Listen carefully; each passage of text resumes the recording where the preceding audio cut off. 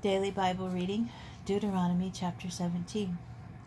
You shall not sacrifice to the Lord your God an ox or a sheep that has any defect of a serious kind, for that is abhorrent to the Lord your God. If there is found among you in one of the settlements that the Lord your God is giving you, a man or woman who has affronted the Lord your God and transgressed his covenant, turning to the worship of other gods and bowing down to them, to the sun or the moon or any of the heavenly host, something I never commanded, and you have been informed or have learned of it, then you shall make a thorough inquiry.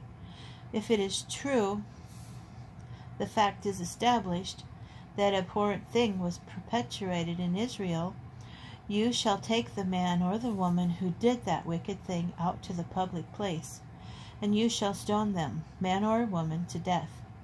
A person shall be put to death only on the testimony of 2 or more witnesses.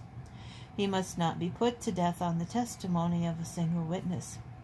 Let the hands of the witnesses be the first against him to put him to death, and the hands of the rest of the people thereafter. Thus you will sweep out evil from your midst. If a case is too baffling for you to decide, be it a controversy over homicide, civil law, or assault, matters of dispute in your courts, you shall promptly repair to the place that the Lord your God will have chosen, and appear before the Levitical priests or the magistrate in charge at the time, and present your problem. When they have announced to you the verdict in the case, you shall carry out the verdict that is announced to you from that place that the Lord chose, observing scrupulously all their instruction to you. You shall act in accordance with the instructions given you and the ruling handed down to you. You must not deviate from the verdict that they announce to you, either to the right or to the left. Should a man act presumptuously and disregard the priest charged with serving there the Lord your God, or the magistrate, that man shall die. Thus you will sweep out evil from Israel. All the people will hear and be afraid, and will not act presumptuously again. If after you have entered the land that the Lord your God has assigned to you, and taken possession of it and settled in it, you decide, I will set a king over me, as do all the nations about me, you shall be free to set a king over yourself, one chosen by the Lord your God. Be sure to set as king over yourself one of your own people.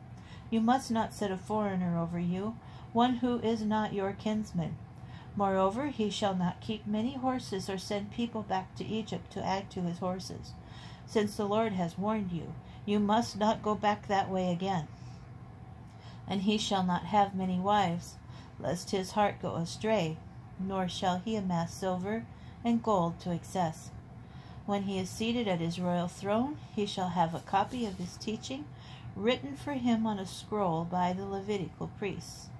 Let it remain with him, and let him read in it all his life, so that he may learn to revere the Lord his God, to observe faithfully every word of this teaching as well as these laws.